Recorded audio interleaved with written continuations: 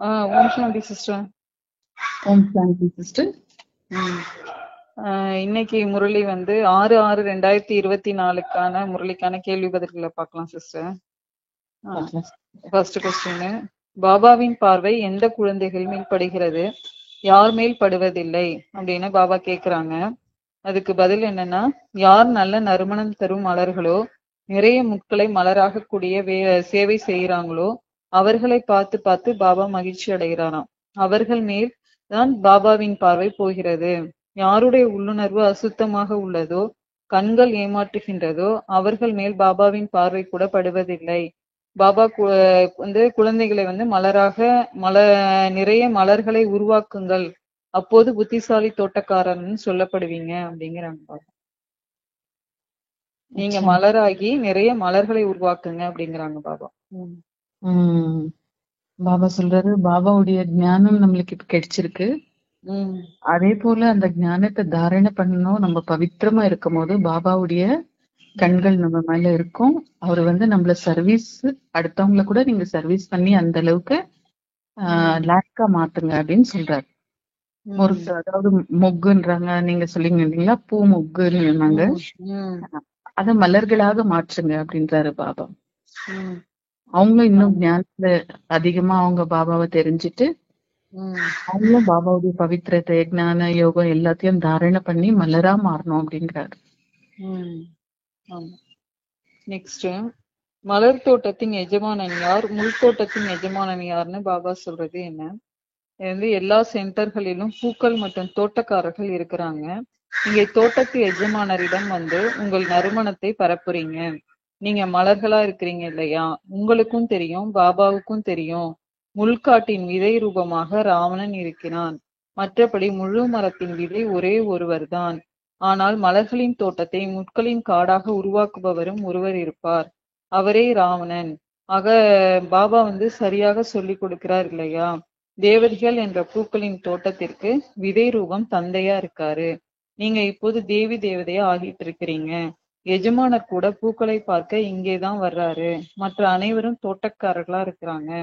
அதிலும் பலவிதமான தோட்டக்காரர்கள் இருக்கிறாங்க அப்படிங்கிறாங்க பாபா. பாபா சொல்றாரு, இந்த சிருஷ்டி சக்கரத்துலதான் நம்மளுடைய நாடகம். சத்திய பிரேத்தால நம்ம தேவி தேவதைகளா இருப்போம். துவாபர யுகம் ஸ்டார்ட் ஆகும் போது விகாரத்தின் ஆரம்பமாகுது.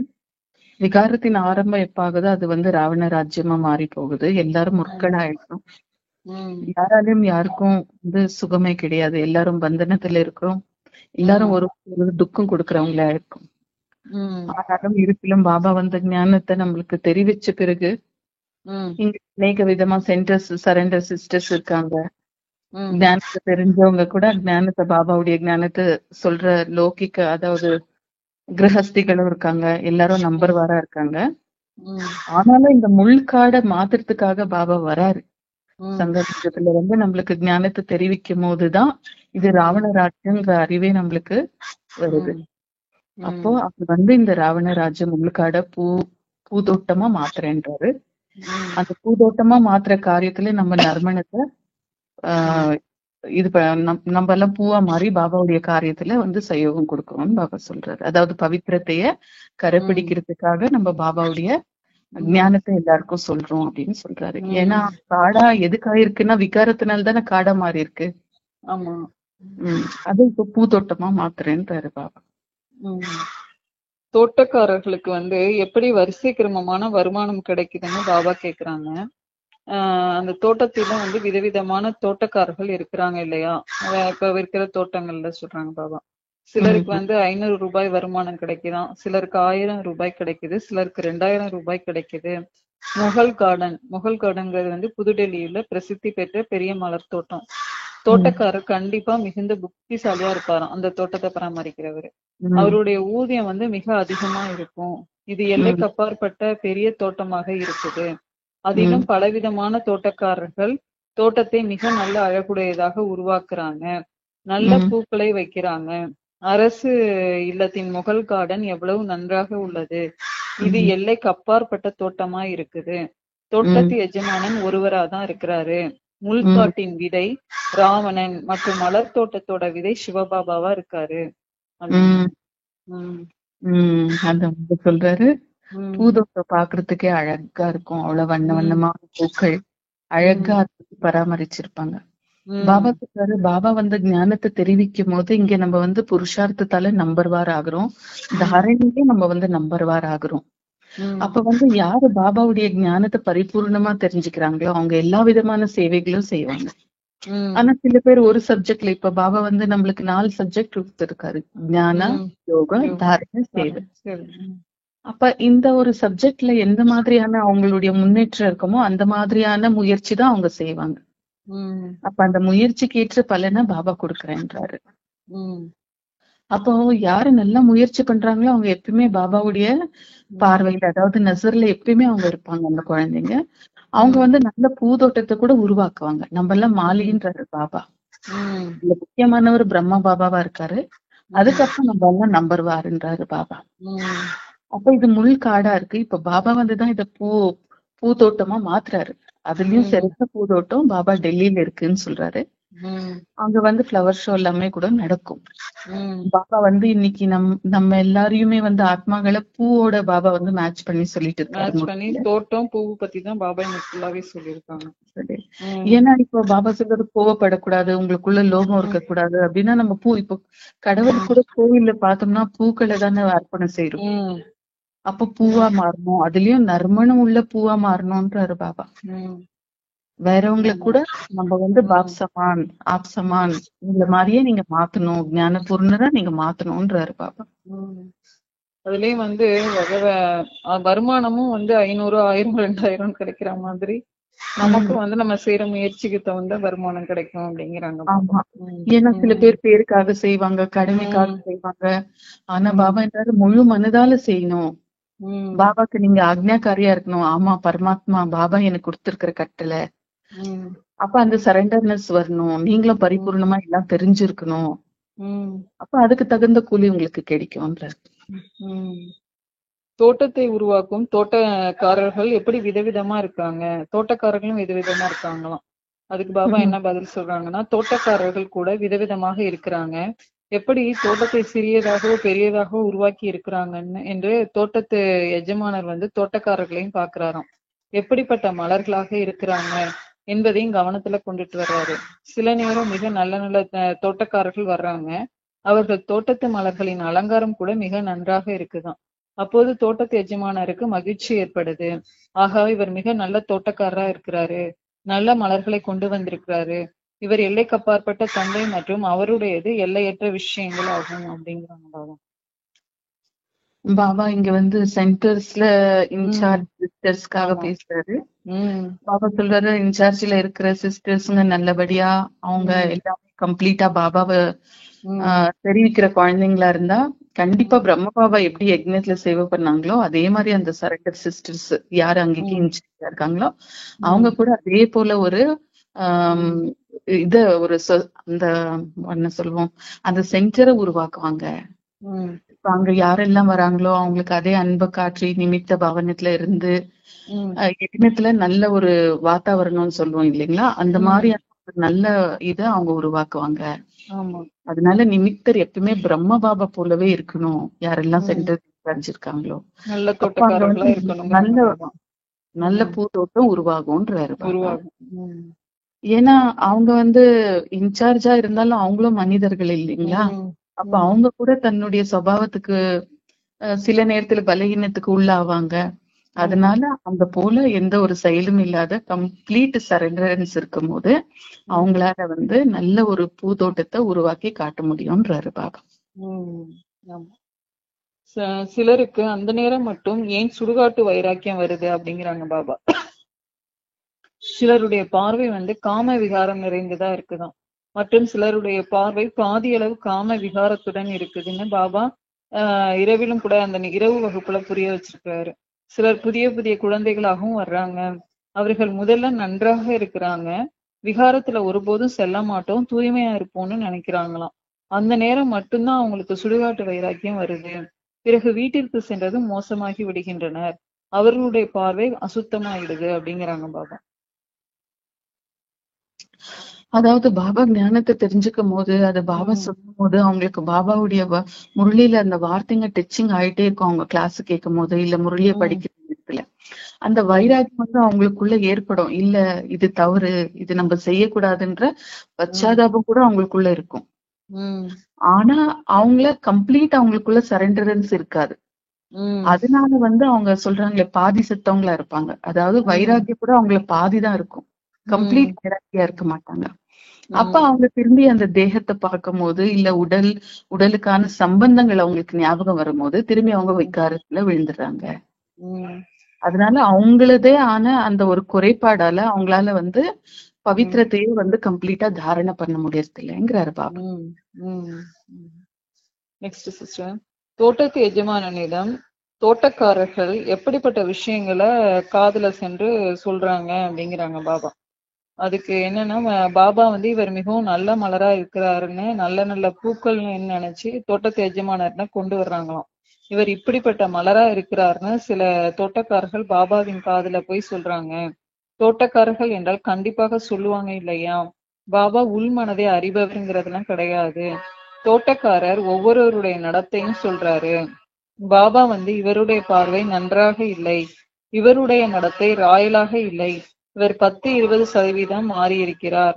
கண்கள் தான் முக்கியமானது, அவைதான் மிகவும் ஏமாற்றுகின்றன. தோட்டக்காரர் வந்து தோட்டத்து எஜமானரிடம் அனைத்தையும் சொல்லுவார் அப்படிங்கிறாங்க. பாபா இப்ப நம்ம வந்து பக்தி மார்க்கத்துல அந்தர்யாமின்னு சொல்லிடுறோம் சிஸ்டர். ஆனா இங்க ஞான மார்க்கத்துல பாபா என்னன்றாரு, முந்தானேத்து முரளிலையும் சொன்னாரு இல்லைங்களா, என்னென்ன தவறு செய்றீங்கன்னு எனக்கு தெரியும், ஆனா நான் வெளிப்படுத்த மாட்டேன், அப்ப பாக்குறவங்க திருஷ்டியே மாறிடும் அப்படின்னு சொன்னாரு. அப்ப அதே போல இன்னைக்கும் என்னன்றாரு, இப்ப வந்து சிஸ்டர் யாரெல்லாம் இன்சார்ஜ் இருக்கிறாங்களோ அவங்க வந்து நம்மளுக்கு ஞானத்தை தெரிய வச்சு நிறைய பசங்களை வந்து மதுபனுக்கு இட்டுட்டு போவாங்க, இல்ல பாபா கிட்ட தெரிய வைக்கிறாங்க, பாபா இவங்க வந்து கம்ப்ளீட் சரண்டர் ஆயிருக்காங்க, இவங்க வந்து உங்க ஞானத்தை ஏற்றிருக்காங்க, அப்படி இவங்க வந்து ஒரு முன்னேற்றத்துக்கு வந்திருக்காங்க அப்படின்னு சொல்லி இவங்க போய் சொல்லும் போது, அப்ப பாபா சொல்றாரு, ஏன்னா ஒண்ணு வெளி தோற்றத்துல நம்மளுக்கு தெரியாது சிஸ்டர், உள்ள மனசுல சுபாவம் சம்ஸ்காரங்கள் பரிவர்த்தனை ஆகியிருக்கிற விஷயத்த, இல்ல அவங்களுக்குள்ள விகாரிதனம் இருக்கிற விஷயத்த நம்மளால மேல் தோற்றத்துல கண்டுபிடிக்க முடியாது. இப்ப ஒரு சாது சன்னியாசி வேஷம் போட்டுட்டு இருக்காங்க, அவங்க சன்னியாசியா இருக்காங்க, இல்ல ரிஷிமுனியா இருக்காங்கன்னா கூட அவங்களுக்குள்ள எந்த மாதிரி எண்ணம் போகுதுன்னு நம்ம எப்படி கண்டுபிடிக்க முடியும்? ஆனா பாபா சொல்றாரு, பாபாவுடைய ஞானத்தை அறிஞ்சிருந்தாலுமே கூட இவங்களுக்குள்ள அந்த மாற்றம் இன்னும் ஏற்படலைன்னு பாபாக்கு தெரியுதான். சிஸ்டர்ஸ் நிமித்த சிஸ்டர்ஸ் கண்கள் முக்கியமானதுன்னு பாபா சொல்லிருக்காங்க பாருங்க. கண்கள் காட்டி கொடுத்துரும் சிஸ்டர். கண்கள் வந்து அவங்களுக்குள்ள விகார பார்வை இருக்கா, நல்ல பார்வை இருக்கா அப்படிங்கறது கண்கள் காட்டி கொடுத்துருங்கிறாரு பாபா. ஏன்னா இப்ப ஒருத்தவங்க தவறு செய்யறாங்கன்னா அவங்களால வந்து கண்ணு வச்சு பார்க்கவே முடியாது. நம்ம திருஷ்டி நம்ம கொடுக்கறோம்னா அவங்களுக்குள்ள அந்த சுபாவ சம்ஸ்காரத்தோட பலகீனம் இருந்தாங்கன்னா அவங்களுக்கு வந்து கண்ணை வச்சு, அதாவது ஆத்மீக திருஷ்டியை கொடுத்து அவங்க பார்க்கவே முடியாது. லௌகிகத்துல பார்த்தா கூட யாராவது யார் மேலயாவது ஏதாவது பொய் சொல்லிட்டாங்க, இல்ல ஏதாவது தவறான காரியம் செஞ்சிருக்காங்கன்னா அவங்க முகத்தை பார்த்து இவங்களால பேச முடியாது. அப்பா உலகத்திலேயே அப்படி இருக்கும் போது நீங்க பாபாவுடைய ஞானத்தை தெரிஞ்சுக்கும் போது நீங்க தவறு செய்யறீங்கன்னா இந்த பவித்திர திருஷ்டியால உங்களால பார்க்கவே முடியாது. சில பேர் பாருங்க, திருஷ்டி கொடுக்கும் போது கண்ணு கூட திறக்கவே முடியாது அவங்களால, கண்ணை மூடிட்டே இருப்பாங்க. பாபாவை பார்க்கும் போது கூட கண்ணை திறந்து மெடிடேஷன் பண்ண மாட்டாங்க. பாபா சொல்றாரு, யாரு திருஷ்டி பவித்திரமா இருக்கோ அவங்க வந்து கண்ணை திறந்து அழகா பாபாவை பார்த்து மெடிடேஷன் பண்ணுவாங்க. இல்ல பிறருக்கு, அதாவது சிஸ்டர்ஸோ பிரதர்ஸோ யாருமே இருந்தா கூட ஒருத்தர் பார்க்கும் போது நம்மளுக்கு அந்த ஆத்மீக திருஷ்டி இருந்தா, பவித்திர திருஷ்டி இருந்தா நம்மளால திருஷ்டியும் கொடுக்க முடியும், அவங்க கிட்ட இருந்து திருஷ்டியும் வாங்கிக்க முடியும், ஆத்மீக திருஷ்டின்றாரு பாபா. அப்ப கண்கள் காமிச்சு கொடுத்துருது. கண்களுக்கும் மேலாக பாபாக்கு சுபாவ சம்ஸ்கார பத்தி பாபாக்கும் தெரியுது பாபா. நெக்ஸ்ட், ஒவ்வொருவரும் எப்படிப்பட்ட மலர்களாக இருப்பதாக பாபா சொல்றாங்க. நீங்க வந்து எப்படிப்பட்ட மலர்களை கொண்டு வந்திருக்கிறீங்கன்னு பாபா ஒவ்வொரு டீச்சர்ட்ட கேக்குறாங்களாம். சிலர் வந்து ரோஜா மலர்களாக இருக்கிறாங்க, சிலர் மல்லிகையாக இருக்கிறாங்க, சிலர் அரளி பூக்களை கூட அழைச்சிட்டு வர்றாங்க. இங்கே மிக எச்சரிக்கையோடு இருக்கின்றனர். காட்டுக்கு சென்றதும் உலக வாழ்வில் வாடி போய் விடுகின்றனர். இவர் எந்த மாதிரியான மலர் என்று பாபா பார்க்கிறார். மாயை வந்து தோட்டக்காரர்களை மிக பலமாக அடித்து விடுகிறது. ஆக தோட்டக்காரரும் கூட முள்ளாக மாறி விடுகிறார் அப்படிங்கிறாங்க பாபா. பாபா பாருங்க இங்க 3 ஸ்டேஜஸ் சொல்றாரு, சத்தோ ரஜோ தமோ. பாபாவுடைய குழந்தைங்களா ஆனாலும் அவங்களுக்குள்ள மாறுறதுல, அதாவது புருஷார்த்தத்துல தன்னைத்தான் மாத்திக்கிறதுல ஸ்டேஜஸ் இருக்கு. ஆனா பாபா இங்க என்ன சொல்றாரு, சில டைம்ல வந்து நம்ம அந்த அளவுக்கு முந்தானேத்து இந்த மண்ணின் உதாரணம் கொடுத்தாரு பாருங்க. அதாவது இந்த சேரு எப்படியாப்பட்ட சேரா இருக்கும்னா, அதுல யாராவது விழுந்தாங்கன்னா நம்ம அவங்கள காப்பாத்த போனோம்னா, நம்ம கை கொடுத்தோம்னா நம்மளே கூட அவங்களோட சேர்த்து உள்ள இழுத்துரும். அந்த மாதிரி வந்து நம்ம ஞானத்தை கொடுக்கும் போது நம்ம எவ்வளவு சக்திசாலியா இருக்கணும்னா, அவங்களுடைய தாக்கம் நம்ம மேல ஏற்படக்கூடாது. அந்த அளவுக்கு, அதாவது சிஸ்டர்ஸ் யாரு வேறவங்களை இட்டுன்னு வராங்களே அவங்களே கூட மாறி போற அளவுக்கு மாயிடுறாங்க போன்றது. கூட மாயம் அடிச்சிரும். அதனால நம்ம வந்து ரொம்பவே அந்த சோல் கான்சியஸ்ல இருக்கணும், பாபாவுடைய எப்பயுமே அந்த இதுல இருக்கணும் நம்ம. அப்ப ரொம்ப பாதுகாப்போட நம்ம வந்து ஞானத்தையும் கொடுக்கணும், வேற சோல்ஸ் கூட நம்ம கனெக்ட் ஆகும் போது பாபாவுடைய பரிச்சயத்தை நம்ம கொடுக்கும் போது ரொம்ப ஜாக்கிரதையா இருக்கணும்ன்றாரு பாபா.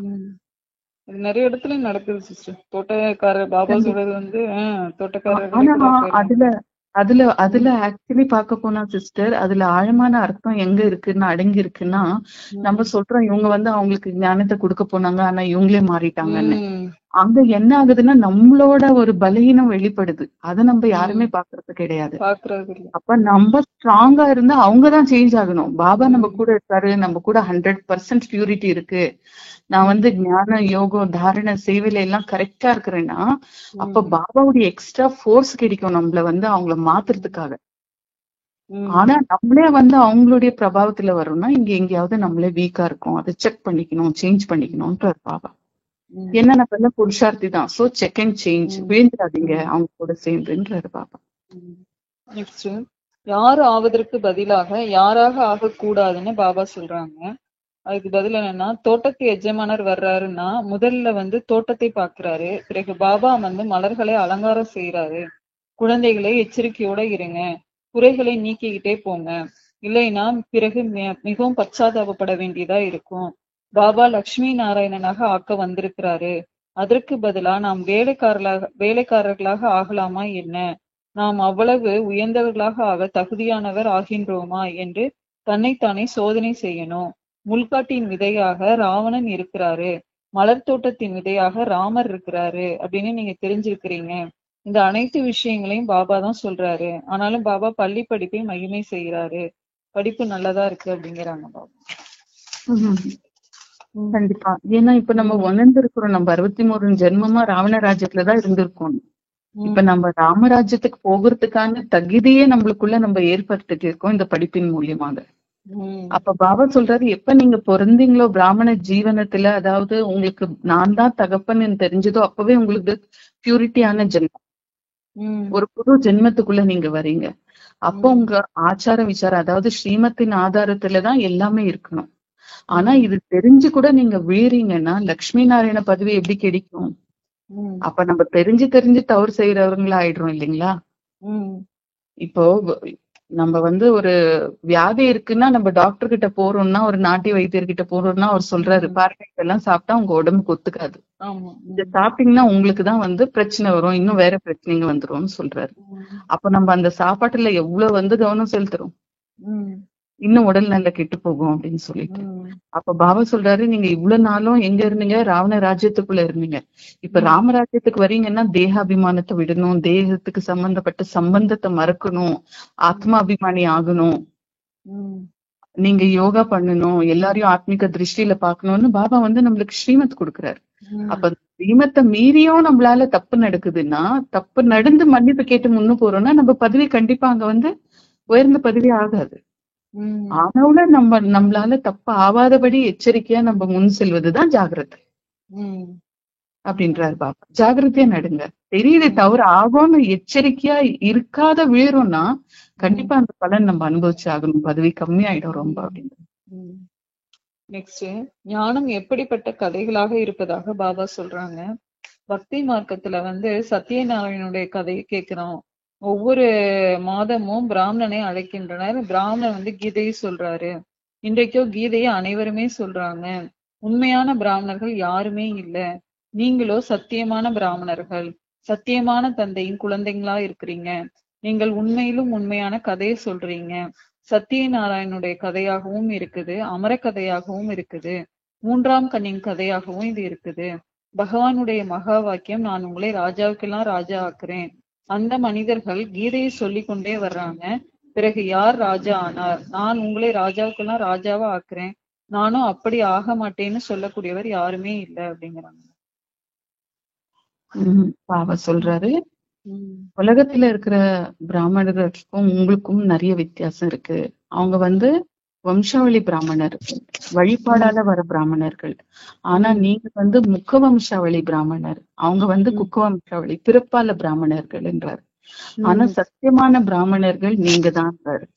ஏன்னா சத்தியமான தகப்பன் அவர் ஒருவரே சத்தியம். வேற எல்லாம் இந்த மனிதர்கள் வழிபாடால பிராமின்ஸ். அதாவது நாங்க இந்த குலத்துக்கு சேர்ந்தவங்க, இவங்க வழிபாடுல அல்ல அந்த ஃபேமிலியில நாங்க பிறந்திருக்கோம், அதனால நாங்க பிராமின்ஸ் சொல்றாங்க. அதாவது ஆச்சரணைக்காக பண்ற பிராமின்ஸ். ஆனா சத்தியத்தை யாருமே அறிஞ்சில்ல அப்படிங்கிறார் பாபா. ஏன்னா சத்தியத்தை அறிஞ்சவங்க சிவபாபா ஒருத்தர் தான், அவர் ஒருத்தரே சத்தியமானவர். அப்ப அவரு இப்ப நம்மளுக்கு சத்யநாராயண கதை சொல்றேன்றாரு. சத்தியமான கதை பாபா தெரிவிக்கிறதுனால நம்ம சத்திய நாராயணவா மாறுறோம். அதாவது சத்தியுகத்தின் நாராயணரா மாறுறாரு பாபா. அதே போல இங்க அமர் கதா பக்தி மார்க்கத்துல என்ன சொல்றாங்களோ அது ஒரு கதையா இருக்கு. ஆனா இங்க பாபா சொல்ற அந்த சத்யநாராயண கதையை நம்ம கேட்கும் போது நம்ம சத்தியுகத்துல அமரரா ஆகிறோம். நம்மளுக்கு அங்க சாவே இருப்பதில்லை. நம்ம இஷ்டப்படி நம்ம டைம் வரப்ப அந்த உடலை விடுகிறோம், மரணத்துக்கு நம்ம உள்படுறது இல்லைன்றார். அப்புறம் பித்ரி கதான்னா, அதாவது மூணாவது நேற்றத்தின் கதைனா, பாபா இங்க உங்களுக்கு நமக்கு இந்த ஆத்ம ஞானத்தை கொடுக்கிறார். அப்ப இந்த ஸ்தூல கண்கள் இல்ல, ஆத்மாங்கிற இந்த ஞான கண்ணு நம்மளுக்கு திறக்கப்படுது.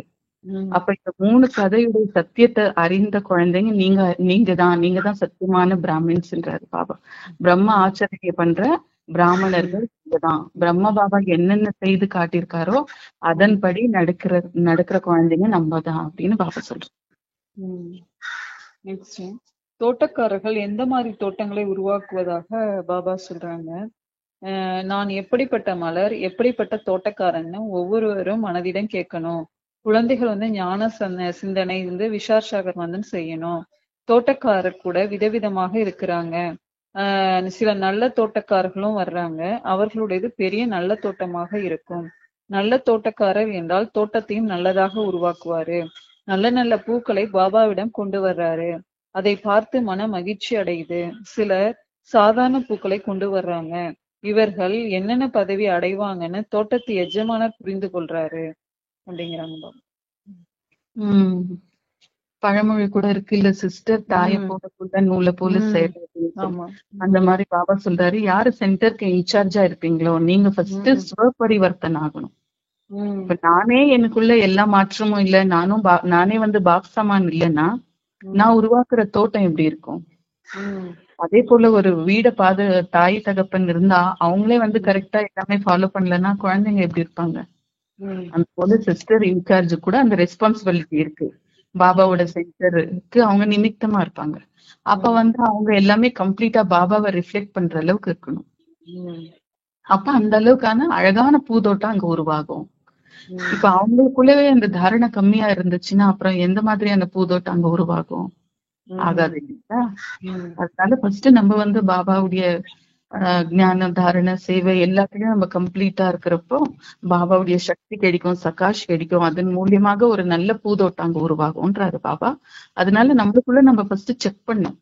அப்ப எனக்குள்ள என்ன குறைபாடு இருக்கு, நான் எங்க சரி பண்ணணும்.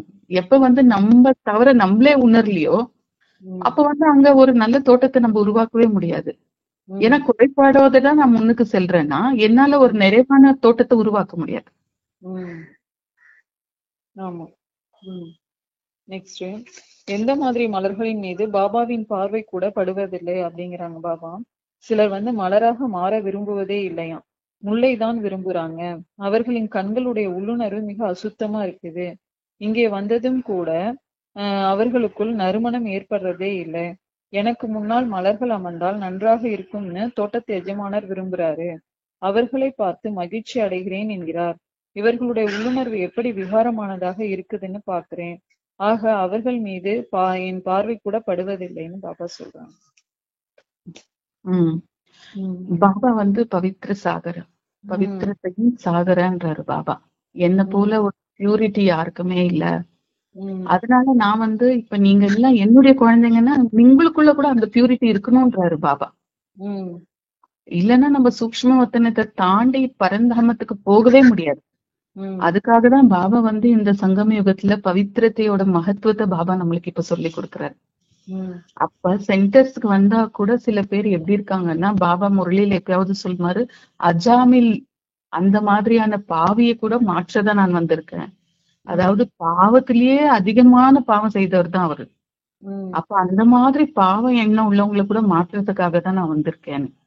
அப்ப பாபா வந்து இவ்வளவு அழகா நம்மளுக்கு எல்லா சத்தியத்தை தெரிவிக்கும் போது கூட இங்க விகாரத்தை விடணும்னு தெரிஞ்சு கூட அவங்களுக்குள்ள விகார திருஷ்டினா அவங்க அதிகமான பாவ சம்ஸ்காரம் உள்ள ஆத்மாவா இருக்கு. அப்ப அந்த மாதிரி ஆத்மாவை பார்க்கும் போது கண்டிப்பா பாபா தயையோட சொல்றாரு, இந்த ஆத்மா எல்லாம் எப்ப மாறுங்கிற அந்த தயா திருஷ்டி தான் பாபா மேல இருக்கு. ஆனா இந்த ஆத்மாவுக்கு அந்த உணர்வு இல்ல கி நம்மளுடைய இந்த பாவ செயலால இந்த எண்ணத்தால நம்ம இங்க வைப்ரேஷன் இன்னும் கிரியேட் பண்றோமோ அதனால இன்னும் பாவ சுமைதான் நம்மளுக்கு ஆகுங்கிற கர்மத்தின் புயகத்தை இந்த ஆத்மாக்குள்ள அறிவு இல்ல. சோ இந்த கர்ம பிலாசபி தெரிஞ்சுக்கிறப்ப அந்த மாதிரி ஆத்மாங்க கூட மாற்றப்படுவாங்க. பாபாவுடைய கருணை அப்படியேப்பட்டது. ஆனா அது தெரிஞ்சுக்கிற வரலும் இந்த ஆத்மா பரிவர்த்தனை ஆகுறது கஷ்டம். நெக்ஸ்ட், தோட்டக்காரர் என்ற பெயர் எப்பொழுது வைக்க முடியும்னு பாபா சொல்றாங்க. சில குழந்தைங்க சொல்றாங்கன்னா அடிக்கடி, பாபா நாங்கள் உங்களை மறந்துடுறோம், யோகத்துல அமர முடியறதே இல்ல, நினைவு செய்ய முடியவில்லை, ஆனால் எப்படி மலராக ஆவீங்கன்னு பாபா கேக்குறாங்க. நினைவு செய்தால் பாவங்கள் துண்டிக்கப்படும், மலராக மாறி மற்றவர்களை மலர ஆக்குவீங்க, அப்போதுதான் தோட்டக்காரங்கிற பெயர் வைக்க முடியும் அப்படிங்கிறாங்க பாபா. இப்போ தோட்டக்காரர்னாலே ஒரு ரெஸ்பான்சிபிலிட்டி இல்லையா? அவங்க வந்து எல்லா தோட்டத்தையும் நல்லா பராமரிக்கணும், பாத்துக்கணும், எல்லாமே செய்யணும். அவங்களுக்கு கொஞ்சம் எக்ஸ்ட்ரா பவர் தேவைப்படுது. அப்ப வந்து அந்த பவர் நம்மளுக்குள்ள இருக்கணும்னா ஃபர்ஸ்ட் பியூரிட்டி நம்மளுக்குள்ள தாரணா இருக்கணும். அப்ப பாபாவை நினைவு செய்யும் போதுதான் நம்மளுடைய விகர்மங்கள் வினாசம் ஆகுது. ஒண்ணு பழையது ஆல்ரெடி 63 ஜென்மத்தின் சுமை இருக்குன்றாரு பாபா. அப்ப நம்ம பிராமண ஜீவனத்துல வந்த பிறகு கூட நம்ம இன்னும் தவறே செஞ்சுட்டு இருக்கோம்னா இன்னுமே சுமைங்க அதிகமா தான் ஆயிட்டு இருக்கு. அப்ப நம்ம டெய்லி யோகா செய்யும் போது பாபா கூட கனெக்ட் ஆகும் போதுதான் வந்து நம்ம விகர்மங்கள் வினாசம் ஆகுது. இப்ப பாவத்தின் சுமை அதிகமா இருக்குன்னா பாபா கூட நம்ம புத்தி கனெக்டே ஆகாது. அப்ப கனெக்டே ஆகலன்ற கேர்லெஸ்னஸ்ல நம்ம சும்மா வேற நான் சர்வீஸ் செய்யறேன், நான் வேற பாக்குறேன், இல்ல சேவை செய்யறேன்னா அப்ப பாவத்தின் சுமை எப்ப குறைப்பது? பாவத்தின் சுமை குறையலன்னா நம்ம வந்து இது பூதோட்டத்தின் மாலி ஆகவே முடியாதுன்றாரு பாபா. ஏன்னா முட்களை மலரா மாத்தணும்னா நம்மளுக்கு சக்தி தேவைப்படுது. அந்த சக்தி யோகாவால மட்டும்தான் கிடைக்கும். அதனாலதான் விகர்மா தீத் ஆகணும்ன்றாரு பாபா. நெக்ஸ்ட், இது தோட்டக்காரர் ஆவதற்கு எப்படி முயற்சி செய்ய வேண்டும் அப்படின்னு பாபா கேக்குறாங்க. அதுக்கான ஆன்சர் என்னன்னா, பாபா வந்து தோட்டக்காரர்களே கேட்டுக்கிட்டே இருக்காராம். தோட்டக்காரர்கள் இருக்கிறீங்களா? ஏன் வந்து நீங்க தோட்டக்காரர்களா ஆக முடியாது? பந்தனத்தை விடணும், உள்ளுக்குள்ள உற்சாகம் வரணும், சேவையின் ஆர்வம் இருக்கணும், தன்னுடைய சிறகுகளை விரிப்பதற்கு முயற்சி செய்யணும். யார் மேல் அதிக அன்பு இருக்குதோ அவரை விட்டு பிரிய முடியுமா என்ன? பாபாவின் சேவைக்காக எதுவரை மலராகி பிறரையும் ஆக்கவில்லையோ அதுவரை உயர்ந்த பதவி எப்படி கிடைக்கும்? 21 பிறவிகளுக்கான உயர்ந்த பதவியா இது இருக்குது அப்படிங்கிறாங்க பாபா. சொல்றாரு இங்க கிரகஸ்தி, அதாவது யாரு பந்தனத்துல இருக்காங்களோ அவங்க கூட வந்து பூதோட்டத்தின் மாலி ஆக முடியும்னு சொல்றாரு பாபா. ஒன்னு சரண்டர் சிஸ்டர்ஸ், ரெண்டாவதாக அதாவது சர்வீஸுடைய பிராப்தி நம்மளுக்கு கிடைக்குது இல்லையா? அதனால பாபா சொல்றாரு நீங்களும் பந்தன முக்தம் ஆகணும். இன்னும் எவ்வளவு நாளைக்கு குடும்பம் கணவர் இந்த பந்தனத்துல இருப்பீங்க? பதி பரமேஸ்வர இல்லையா நானு? அப்ப நீங்க வந்து இந்த சேவையில உங்களை நீங்க தொடங்க ஆரம்பிக்கணும், இந்த பந்தனத்துல இருந்து நீங்க முக்தம் ஆகுங்கன்னு பாபா வந்து கிரகஸ்திகளுக்கும் டைரக்ஷன் கொடுக்குறாரு. நெக்ஸ்ட் क्वेश्चन சிஸ்டர், தோட்டக்காரர் ஆவதற்கு எப்படி முயற்சி செய்யணும்னு பாபா கேக்குறாங்க. பாபா வந்து தோட்டக்காரர்களை கேட்டுக்கிட்டே இருக்கிறாராம். தோட்டக்காரர்கள் இருக்கிறீங்களா? ஏன் வந்து தோட்டக்காரர் ஆக முடியாது? பந்தனத்தை விடணும், உள்ளுக்குள்ள உற்சாகம் வரணும், சேவையின் ஆர்வம் இருக்கணும், தன்னுடைய சிறகுகளை விரிப்பதற்கு முயற்சி செய்ய வேண்டும். யார் மேல் அதிக அன்பு இருக்குதோ அவரை விட்டு பிரிய முடியுமா என்ன? பாபாவின் சேவைக்காக எதுவரை மலராகி பிறரையும் மலராக ஆக்கவில்லையோ அதுவரை உயர்ந்த பதவி எப்படி கிடைக்கும்? 21 பிறவிக்கான உயர்ந்த பதவியா இருக்கு அப்படிங்கிறாங்க பாபா. பாபா சொல்றாரு, இங்க சரண்டர் சிஸ்டர்ஸ் மட்டும் அல்லாம கிரகஸ்திங்க யாரெல்லாம் இல்லற வாழ்க்கையில இருக்கிறீங்க நீங்க கூட சர்வீஸ் செய்யணும்ன்றாரு பாபா. உங்களுடைய புத்தி வந்து ஃபேமிலிலயே இருக்கு. அதாவது ஃபேமிலி ஒரு சர்க்கம்ஸ்டன்ஸ்ல இருந்து நீங்க வெளியே வந்து பாபாவுடைய சர்வீஸ் செய்யணும். பாபா உயர்ந்தவர், பத்தி பரமேஸ்வரவா இருக்காரு, உங்களுக்கு 21 ஜென்மத்துக்கு பிராப்தி கொடுக்குறாருன்னா நீங்களும் வந்து மலர்களா மாற்ற அந்த சேவையில நீங்களும் உங்களை தொடங்கணும்ன்றாரு பாபா. அப்ப எல்லா குழந்தைங்களுக்கும் இந்த ரெஸ்பான்சிபிலிட்டி இருக்கு. அதனால படர்ந்த மனப்பான்மையோட நீங்க வந்து பாபாவுடைய சேவையை செய்யணும் அப்படின்னு பாபா சொல்றாரு.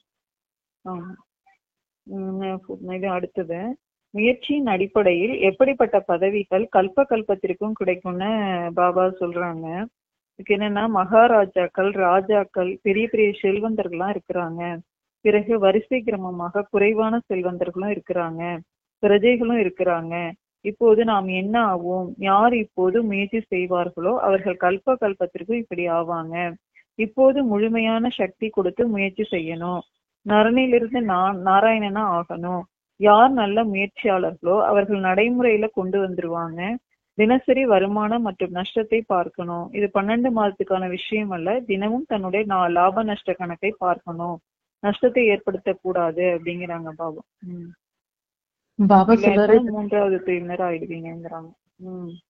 ஆமா, அதாவது பாபா இந்த உலகத்துல இருந்து நம்மள பிரிச்சு நம்மளுக்கு இந்த வந்து விலை மதிக்க முடியாத அளவுக்கான ஒரு ஞானத்தை பாபா தெரிய வச்சு விஸ்வத்தின் மகாராஜா மகாராணியாக நீங்க வந்து பதவி பெற்றுக்கொள்ளணும்னு பாபா இந்த ஞானத்தை கொடுக்கும் போது நம்ம வந்து அலட்சியமா இருக்க கூடாதுன்றாரு பாபா. நம்மளோட புருஷார்த்தத்துக்கு ஏத்த பதவிதான் நம்மளுக்கு கிடைக்க போகுது. அப்ப டெய்லியுமே யோகா காலையில அமிர்த வேளையில இருந்து நம்ம ஸ்டார்ட் பண்ணோம்னா, நம்ம தூங்குறப்ப பாபாக்கு சார்ட் தெரிய வச்சு தூங்குறோம். பாபா நாங்க இன்னைக்கு இந்த காரியத்தை செய்தோம், இங்க தேகாபிமானத்துல வந்தோம் அப்படின்னு சொல்லிட்டு ஒண்ணு இருக்கு. டெய்லிக்கான செல்ஃப் செக்கிங். பாபா சொல்றாரு, உங்க உடல் இந்த உலகத்துல இருந்து பிரிற வரலும் நீங்க வந்து புருஷார்த்தம் செஞ்சுட்டே இருக்கணும்ன்றாரு பாபா. ஏன்னா நம்ம ஆத்மாபிமானி ஆகியிருக்கோன்ற ப்ராசஸ்ல இருந்தா கூட நம்மளால தேகத்தால பல விகர்மங்கள் நடக்குது, சங்கல்பத்தால, செயலால. அதனால வந்து என்ன ஆகுதுன்னா நம்மளுடைய பதவி குறைக்கப்படுது. அப்ப இந்த செயல்ல வந்து நம்ம ரொம்ப வீக் ஆயிட்டோம்னா இன்னுமே கீழ்மட்டத்துக்கான பதவி கிடைக்கும்ன்றாரு பாபா. அதனால செல்ஃப் செக் அண்ட் சேஞ்ச்ன்ற இந்த ஓட்டத்துல நம்ம அனுதினம் இருக்கணும். நம்ம உடல் இந்த உலகத்துல விட்டு பிரியிற வரலும் கூட இருக்கணும்ங்கிறாரு. இது ஒரு நாளுக்கான செயல் இல்ல. ஏன்னா தீவிர புருஷார்த்தி, நல்ல புருஷார்த்தியா இருந்தா அவங்க ராஜா, மகாராஜா, ராஜா, நார்மல் ராஜா, பிரஜைகளுக்கும் வேலைக்காரர்கள், வேலைக்காரர்களுக்கும் வேலைக்காரர், அதாவது 3வது ரொம்ப லாஸ்ட் பதவின்றாரு பாருங்க. அப்ப எந்த அளவுக்கு நம்ம இதுல வந்து இன்ட்ரெஸ்ட் கம்மியா காட்டுறோமோ அந்த அளவுக்கு நம்மளுக்கு பதவி கம்மிங்கிறாரு பாபா. நெக்ஸ்ட், யாரை உண்மையான திரௌபதின்னு சொல்லப்படுதுங்கிறாங்க பாபா. தோட்டத்து எஜமானரும் இருக்கிறாரு, தோட்டக்காரர்களும் அதிகமாகிட்டே இருக்காங்க. தோட்டத்து எஜமானரிடம் பூக்களை கொண்டு வர்றாங்க. ஒவ்வொரு தோட்டக்காரரும் பூக்களை கொண்டு வர்றாங்க. பாபாவிடம் செல்ல வேண்டும்னு துடிக்கக்கூடிய நல்ல நல்ல குழந்தைகளை சிலர் அழைச்சிட்டு வர்றாங்க. எப்படி விதவிதமான யுக்திகளோடு பாபாவிடம் குழந்தைங்க வர்றாங்க. மிக நல்ல மலரை கொண்டு வந்திருக்கிறாங்க அப்படின்னு பாபா சொல்றாரு. தோட்டக்காரர் 2ஆம் தரமாக இருந்தாலும் தோட்டக்காரரை விட மலர்கள் நன்றாக இருக்கிறாங்க. தோட்டக்காரர் இது நம்மை அவ்வளவு உயர்ந்த உலகத்தின் எஜமானர் ஆக்கக்கூடிய சிவபாபாவிடம் சொல்ல வேண்டும்னு துடிக்கிறாங்க. வீட்டில் அடி வாங்கினாலும் கூட சிவபாபா எங்களை காப்பாத்துங்கன்னு சொல்றாங்க. அவர்களை தான் உண்மையான திரௌபதின்னு சொல்லப்படுது அப்படிங்கிறாங்க பாபா. அதாவது அவங்களுக்கு எவ்வளவு கஷ்டம் இருந்தாலுமே அவங்க வந்து பாபாவை நினைவு செய்யறாங்க. பாபா சொல்றாரு இல்ல, எதுவுமே வந்து இப்போ தானம் புண்ணியம் ஆகட்டும், எந்த ஒரு காரியமே ஆகட்டும், நம்மள மீறத்த நம்ம செய்யறதோட இப்ப நம்மளே ரொம்ப பசிச்சு சாப்பிட்டுன்னு இருக்கோம். ஆனா கொஞ்சம் தான் சாப்பாடு நம்ம கிட்ட இருக்கு. ஆனா அப்ப யாராவது எங்களுக்கு சாப்பாடு கொடுங்கன்னு கேட்டு வராங்க பாருங்க. நம்ம சாப்பிடுற சாப்பாடை கூட அவங்களுக்கு கொடுக்கும் போதுதான் அதுதான் மிக சிறந்த தானமா மாறுது. என்கிட்ட நிறைய பணம் இருக்கு, இதுல எனக்கு எவ்வளவு வேணுமோ அவ்வளவு வச்சுட்டு அதுக்கப்புறம் மிச்சம் இருக்கிறத அதிகமா இருக்கிறத நான் கொடுக்குறேன் அப்படின்னா அது மிக சிறந்த தானமா மாறாது. அது ஒரு தானமா கருதப்படும், ஆனா மிக சிறந்த தானமா கருதப்படாது. அப்ப அங்க தியாகம் இல்ல. நான் எதுவுமே செல்ஃப் சாக்ரிஃபைஸ் பண்ணி நான் அந்த தானத்துல ஈடுபடல. அப்ப எப்ப அங்க செல்ஃப் சாக்ரிஃபைஸ் இருக்கோ அதுக்கான பலன் அதிகமா இருக்குன்றாரு பாபா. கம்ஃபர்ட் ஜோன்ல நம்ம எல்லாமே ஈஸிக்கு மேல என்ன இருக்கோ அது பண்ணா அது ஒரு சிரேஷ்ட புருஷார்த்தம் இல்லைன்றாரு பாபா. அது போல சில பேர் ஞானத்தை தெரிவிக்கிறவங்க கூட கொஞ்சம் வீக்கா இருந்தாலுமே ஞானத்தை தெரிஞ்சுக்கிறவங்க அவங்களோட ரொம்ப அதிகமா முன்னேற்றத்தை அறிஞ்சிடுவாங்க. ரொம்ப பந்தனத்துல இருப்பாங்க வீட்டுல, ஆனா பாபாவுடைய ஞானம் தெரிஞ்ச காரணத்தினால அந்த பந்தனத்துல கூட பாபாவை ரொம்ப அதிகமா நினைவு செய்வாங்க. அந்த கஷ்டத்துல கூட எவ்வளவு பேர் பாபா சொல்லியிருக்காரு இல்ல, யக்ஞத்தை ஆதியில எவ்வளவு எல்லாம் கஷ்டப்பட்டு இருக்காங்க ஆத்மாங்க. அந்த மாதிரி ஆத்மாங்களுக்கு கண்டிப்பா மிக சிறந்த பலன் உண்டுன்றாரு பாபா. அவங்களதான் திரௌபதினு சொல்றாங்க. அவங்களதான் திரௌபதினு சொல்றாரு பாபா. நெக்ஸ்ட், யாரை பாபா சூர்பனகை பூதனான்னு பெயர் சொல்றாங்க. பூம் பூம் செய்யுங்கன்னு சொல்லி கொடுக்குறாரு பாபா. எல்லாருக்கும் நீங்க ஞானத்தை சொல்லுங்க, நீங்க குளவிகளாக இருக்கிறீங்க, அவர்கள் புழுக்களாக இருக்கிறாங்க, அவர்களிடம் பூம் பூம்னு செய்து கொண்டே இருங்க. அவர்களிடம் சொல்லுங்க, காமம் மகா எதிரி, அதனை வெல்வதன் மூலம் உலகத்தின் எஜமானர் ஆகுறீங்க என்பது பகவானுடைய மகா வாக்கியமா இருக்குது. சில நேரம் அபலைகளின் பேச்சை கேட்டு குளிர்ச்சி அடைஞ்சு விடுறாங்க. இந்த மாதிரி பெண்களோட பேச்சு கேட்டு கணவன்மார்களும் சொல்றாங்களாம், நல்லது செல்லுங்க, உங்களை அப்படி உலகத்தின் எஜமானர் ஆக்குபவரிடம் போங்க, என்னுடைய அதிர்ஷ்டத்துல இல்ல, நீங்களாவது போங்க. அப்படிப்பட்ட திரௌபதிகள் அழைக்கின்றனர். பூபூம் செய்யுங்கன்னு பாபாவை எழுதுறாங்க. இது ஒரு சில மனைவிமார்கள் அப்படியும் இருக்கிறாங்க. அவர்கள் சூர்பனகை பூதனா அரக்கிகள்னு சொல்லப்படுது. கணவர்கள் அவர்களுக்கு பூம்பூம் செய்யறாங்க. கணவர்கள் அவங்களுக்கு ஞானத்தை கொடுக்குறாங்களாம், ஆனா அவங்க குழுக்களா இருக்கிறாங்க. விகாரம் இல்லாம அவர்களால இருக்கவே முடியாது. தோட்டத்து எஜமானரிடம் விதவிதமா வர்றாங்க, கேட்கவே கேட்காதீங்க, அவ்வளவு மோசமானவர்களா இருக்கிறாங்க. சில கன்னிகைகள் கூட முட்களாக ஆகிவிடுறாங்க. ஆகையினால பாபா சொல்றாரு, தன்னுடைய ஜாதகத்தை சொல்லுங்க. பாபாவிடம் சொல்லவில்லை, மறைக்கிறாங்கன்னா அது அதிகரிச்சு கொண்டே போகும். பொய்யானவர்களாம் இங்க இருக்க முடியாது. உங்கள் உள்ளுணர்வு மோசமாகிக்கிட்டே போகும். பாபாவிடம் சொல்வதன் மூலம் நீங்க காப்பாற்றப்பட்டு விடுவீங்க. உண்மையை சொல்லணும், இல்லாட்டினா முற்றிலும் பெரிய நோயாளியா ஆயிடுவீங்க அப்படிங்கிறாங்க. ஆமா சிஸ்டர், கண்டிப்பா இது பாபாவுடைய ஆக்னியவா இருக்கு. இதை நம்ம கண்டிப்பா ஃபாலோ பண்ணி ஆகணும். பாவத்தின் சொந்தம் எப்படி அதிகரிக்குதுன்னு பாபா இங்க சொல்றாரு பாருங்க. இந்த உலகத்துல இல்லாத ஒண்ணுதான் பாபா கற்பிக்கிறாரு, அது பவித்திரத்தைன்றாரு பாபா. அது பவித்திரத்தின் ஆதாரத்துலதான் நீங்க சத்தியுகத்துக்கே வர முடியும். அப்ப சில மாத்தைங்க யாரெல்லாம் திரௌபதியா இருக்காங்களோ அவங்க ஹஸ்பண்ட்ஸ் கூட அவங்களுக்கு சொல்றாங்க, இல்ல நீங்க போங்க, நீங்க தேர்ந்தெடுத்த வழி நல்ல வழியா இருக்குன்னு. அப்ப அவங்க கணவர் கூட கொஞ்ச நாள்ல ஞானத்துக்கு வர ஆரம்பிச்சிருவாங்க. ஏன்னா இந்த மாய விகாரங்கிறது ஆணுக்குள்ளே ஆகட்டும் பெண்ணுக்குள்ளே ஆகட்டும் சரி சமானமா வேலை செய்யுது. அப்ப இங்க ஆத்மா ஸ்திரீ புருஷன் இரண்டு பார்ட் பண்ணாலுமே பாபா சொல்றாரு, சில இடத்துல ஆம்பளைங்க அப்படி இருக்காங்க, சில இடத்துல பெண்கள் இருக்காங்க. பத்தாததுக்கு இன்னும் ஆமா ஆமா அப்ப எல்லா விதத்தையும் இதுல ஆண்களே தவறுன்னு சொல்ல முடியாது. அப்ப எந்த உடம்புல அந்த சம்ஸ்காரம் விகாரத்தின் சம்ஸ்காரம் ஸ்திரீ உடல்லயும் வேலை செய்யலாம், புருஷ உடல்லயும் வேலை செய்யலாம். அப்ப யாருக்குள்ள அந்த ஒரு தன்மை அதிகமா இருக்கும் அவங்க அடுத்தவங்க வீழ் வைக்கிறதுலதான் இருப்பாங்க, முன்னேற்ற விட மாட்டாங்க ஆத்ம வித்தியிலன்னு சொல்றாரு பாபா. அது பத்தாத கண்ணியங்க பாபா யாருன்னு தெரிஞ்சுட்டு அவங்க அவ்வளவு எல்லாம் சரண்டர் ஆயிருந்தா கூட சில நேரத்துல அவங்களுடைய எண்ணம் கூட எப்படி உள்படுதுன்னா அவங்க பூகளா மாத்த போய் அவங்களே முள்ளாயிடுறாங்க. அப்ப அவங்களும் விகாரத்துல விழுந்துடுறாங்க, ஆகர்ஷணையில வந்துடுறாங்க அப்படின்னு பாபா சொல்றாரு. அதனாலதான் மிகப்பெரிய போராட்டம் இது, மாம்ச இச்சையின் போராட்டம் மிகப்பெரிய போராட்டம். இதுல நம்ம ரொம்ப ஜாகிரதையா இருக்கணும்ன்றாரு பாபா. இப்ப எப்படி ஒரு விதத்துல கொரோனான்னே சொல்லலாமே, அதாவது ஒருத்தருக்கு வந்திருக்குன்னு தெரிந்தா கொஞ்சம் கிட்ட வந்தாலுமே அந்த மூச்சு காட்டுப்பட்டாலுமே பரவிடும். அந்த அளவுக்கு இது ரொம்ப ஒரு கொடூரமான ஒரு இது. நெக்ஸ்ட் क्वेश्चन சிஸ்டர், நாம் எந்த மாதிரி நாராயணனாக ஆகணும்னு பாபா கேக்குறாங்க.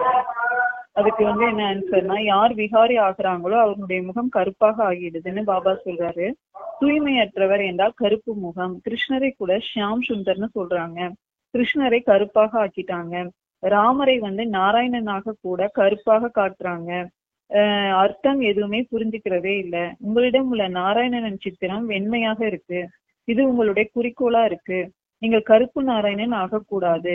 இங்கிருக்கும் கோயிலில் உள்ளது போல நாராயணன் இருக்கவில்லை. விகாரத்தில் விழுவதன் மூலம் கருப்பு முகம் ஆகிவிடுது. ஆத்மா கருப்பாகி விட்டது. இரும்பு யுகத்திலிருந்து தங்க யுகம் போகணும். தங்க குருவியே ஆகணும். கல்கத்தா காளின்னு சொல்றாங்க. எவ்வளவு பயங்கரமான உருவமா காண்பிக்கிறாங்க. விஷயத்தையே கேட்காதீங்க, இவை அனைத்துமே பக்தி மார்க்கமா இருக்கு அப்படிங்கிறாங்க பாபா. எந்த மாதிரி நாராயணன்? நல்ல வெண்மை நிறமான உள்ள நாராயணனா ஆகணுங்கிறாங்க பாபா. ஆமா சிஸ்டர். ஏன்னா பாபா சொல்றாரு, பிரம்ம பாபா கூட புருஷார்த்தி தானே. அவரு கூட 63 ஜென்மம் விகாரத்துல இருந்து இப்ப வந்து அவர் வெண்மையான நாராயணவா மாறுறாரு. கருப்பான கிருஷ்ணாவா இருந்து அவரு தான் இப்ப வந்து இது ஷியாம் சுந்தர் ஆகுறாரு. உலகத்திலேயே அவரை போல சுந்தரர் யாருமே இருக்கிறது இல்லைன்னு சொல்றாரு பாபா சத்தியுகத்துல. அப்ப வந்து இந்த சத்தியமான ரகசியத்தை தெரிஞ்சதுதான் சத்யநாராயண கதையா இருக்கு. அப்ப இந்த கதையின் அடிப்படையில நம்ம வந்து இப்ப தீவிர புருஷார்த்தம் செய்யணும்ன்றாரு பாபா. அதே போல ஸ்திரீகளின் உதாரணம் கொடுக்குறாரு. காளி எவ்வளவு கருப்பா இருக்காங்க, ஆனா லக்ஷ்மி வந்து எவ்வளவு சௌமியமா இருக்காங்க இல்லைங்களா?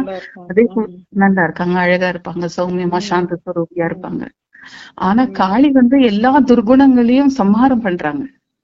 அந்த போல இந்த சங்கம யுகத்துல நம்ம வந்து காளியா மாறி எல்லாம் கெட்டது மேல நம்ம வந்து விஜயத்தை வெற்றி வெல்கொள்ளணும்ன்றாரு பாபா. அப்ப எல்லா அசுர, அதாவது ரத்த பீஜன்ற ராட்சச உடைய ஒரே ஒரு சொட்டு ரத்தம் விழுந்தா கூட ஒரு ராட்சஸ் அங்க உருவாங்க மைசூர்ல சாமுண்டேஸ்வரி. அப்ப அந்த ஒரு பாபான்றது வம்சம் போயிடும், ஆனா அம்சம் உங்களுக்குள்ள இருக்கும்னு. அந்த அம்சத்தை கூட இல்லாத அளவுக்கு நம்ம இப்ப புருஷார்த்தத்துல நம்ம ஆத்மாவை நம்ம ஸ்வச்சம் ஆக்கிக்கணும். அப்ப இந்த சங்கம யுகத்துல காளி ரூபத்தை தாரணை பண்ணி எல்லா விக்கர்மங்களை விநாசம் பண்ணணும். கெட்டதெல்லாம் நம்மளுக்குள்ள இருக்கிற அந்த கெட்ட சுபாவ சம்ஸ்காரத்தெல்லாம் அழிச்சு நம்ம சத்தியுகத்தின் லட்சுமியா மாறணும்ன்ற. சுயராஜ்ய அதிகாரி ஆத்மாக்கள் எப்படி இருப்பாங்கன்னு பாபா கேக்குறாங்க. சுயராஜ்ய அதிகாரின்னா ஒவ்வொரு கர்மேந்திரியங்களின் மீதும் தனது ராஜ்யத்தை செலுத்துபவங்களா இருப்பாங்க. ஒருபோதும் சங்கல்பத்திலும் கூட கர்மேந்திரியங்கள் ஏமாற்றக்கூடாது. எப்போதாவது தேக அபிமானம் வந்துருச்சுன்னா ஆவேசம் அல்லது கோபமானது சகஜமாக வந்துடும். ஆனால் யார் சுயராஜ்ய அதிகாரியாக இருக்கிறாங்களோ அவர்கள் சதா நிர்அகங்காரியாக மற்றும் பணிவாக இருந்து சேவை செய்வாங்க. எனவே நான் சுயராஜ்ய அதிகாரி ஆத்மாவா இருக்கிறேங்கிற நஷா மற்றும் நம்பிக்கையின் ஆதாரத்துல சக்திசாலியாக ஆகி மாயாஜித்தின் இடையிலிருந்து உலகத்தை வெற்றி அடைஞ்சோம்னா சகஜ யோகியாக நிரந்தர யோகியா ஆவீங்க அப்படிங்கிறாங்க பாபா. ஆமா சிஸ்டர். பாபா என்ன சொல்றாருன்னா, யாரு ஸ்வராஜ்ய அதிகாரி ஆகுறீங்களோ அவங்கதான் விஸ்வராஜ்ய அதிகாரி ஆக முடியும்ங்கிறாரு. இப்ப நம்ம கண்ணு வந்து ஆத்ம திருஷ்டிய பாருன்னு சொல்லுது, நீ வந்து ஆத்மாவை தான் பாக்குறேன்னு சொல்லுது. ஆனா என் மனசு வந்து இல்ல வேற விகாரி யோசனை பண்ணுதுன்னா நான் வந்து ஸ்வராஜ்ய அதிகாரி கிடையாது. அப்ப என்னுடைய செயலு சங்கல்பங்கள் எல்லாமே ஒரே மாதிரியாக இருக்கணும். நான் ஆத்மாவை தான் பாக்குறேன்னா என் உள்ள இருக்கிற அந்த எண்ணம் அந்த ஆத்மாவை தான் பாக்குதுன்ற எண்ணமும் இருக்கணும், என்னுடைய திருஷ்டியும் அதே போல இருக்கணும். அப்ப சங்கல்பத்தால யாரு பரிவர்த்தனை ஆகுறாங்களோ மூலத்தால, அதாவது அடி சன்ஸ்கார்ல இருந்து பரிவர்த்தனை வேணும்ன்றாரு பாபா. செயற்பாடுல பேச்சுல மட்டும் இருக்க கூடாது. அப்பதான் வந்து ஸ்வராஜ்ய அதிகாரி ஆக முடியும். அப்ப நம்ம கர்மேந்திரிங்க நம்ம பேச்ச கேக்குதுன்னு அர்த்தம். அப்ப அப்படியாப்பட்ட புருஷார்த்தி ஆத்மா கண்டிப்பா விஸ்வராஜ்யத்தின் அதிகாரியா மாறுங்க. அப்ப இந்த மாதிரி புருஷார்த்தம் நம்மளுக்கு கண்டிப்பா வேணும். என்னைக்குமே பாருங்க, நம்ம கூட பிறந்த அண்ணனை நம்ம தப்பான திருஷ்டியை பார்க்க முடியாது. ஆனா காமத்தின் மேல நம்ம வந்து வெற்றி கொண்டாலும் திரும்பி குரோதம் லோபம் மோகங்கிறது ரெண்டாவது இருக்கு இல்லையா? ஆனா அவங்க மேலயும் கோவம் வர்றாங்க, நீங்க என்ன பாத்துக்கவே இல்லை, இது வாங்கி தரல அது வாங்கி தரலன்னு. அப்ப இது எல்லாத்து மேலயும் நம்மளுக்கு கண்ட்ரோல் வேணும். அப்ப எல்லா சம்பந்தத்திலயும் நம்ம பாபாவையே பார்த்து பாபா போல வந்து நம்ம சாந்தி சாகர, தயா சாகரா, ஆனந்த சாகரங்கிற இந்த ஒரு மெடிடேஷன்ல இருந்து நம்மளுக்கு நம்ம பிராக்டிஸ் பண்ணிட்டே இருக்கும் போதுதான் எல்லா ஒரு செயல்பாடு மேலயும் நம்மளுக்கு கண்ட்ரோல் கிடைக்குது. எந்த ஒரு விஷயத்தில் பயம் ஏற்படாதுன்னு பாபா கேக்குறாங்க. லைட் ஹவுஸ் ஆகி மனம் புத்தி மூலமாக ஒளியை பரப்புவதில் ஈடுபட்டுட்டோம் அப்படின்னா எந்த ஒரு விஷயத்திலையும் பயம் ஏற்படாது அப்படிங்கிறாங்க பாபா. அதான் பாபா சொல்றாரு, ஒளியினாலே பாபா என்னங்கிறது பவித்திரத்தை. அப்போ பவித்திரத்தையின் தாரணை பாபாவுடைய சக்தியை நம்ம எல்லாருக்கும் கொடுக்க ஆரம்பிச்சுட்டாலே நம்மளுக்குள்ள பயமே இருக்காதுன்றாரு. எதுக்காக பயம் வருது? பயம் எப்ப வருதுன்னா நம்மளுக்குள்ள விகாரங்கள் வேலை செய்யும் போதோ இல்ல இதை எழுந்துடுவோமோன்னு நினைக்கும் போதுதான் நம்மளுக்குள்ள அந்த பயம் வருது. ஆனா நானே சுயம் தேவதா ஆத்மாவா இருக்கிறேன், என்னுடைய சுபாவ சம்ஸ்காரமே பிறருக்கும் சக்தி கொடுப்பது அப்படிங்கிற அந்த ஒரு தைரிய லட்சுமியா நம்ம இருக்கும் போது நம்ம எல்லாருக்கும் ஒளி பரப்புறவங்களா இருக்கிறோம் இல்லைங்களா?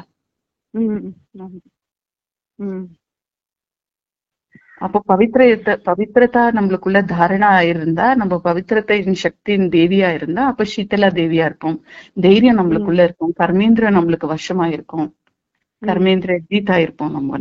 அப்ப பயமே இருக்காது, தைரியமா தைரிய லட்சுமியா மாறிடுவோம். முரளி முடிஞ்சிருச்சு. ஓம் சாந்தி சிஸ்டர். தேங்க்யூ பாபா. ஓம் சாந்தி சிஸ்டர். தேங்க்யூ.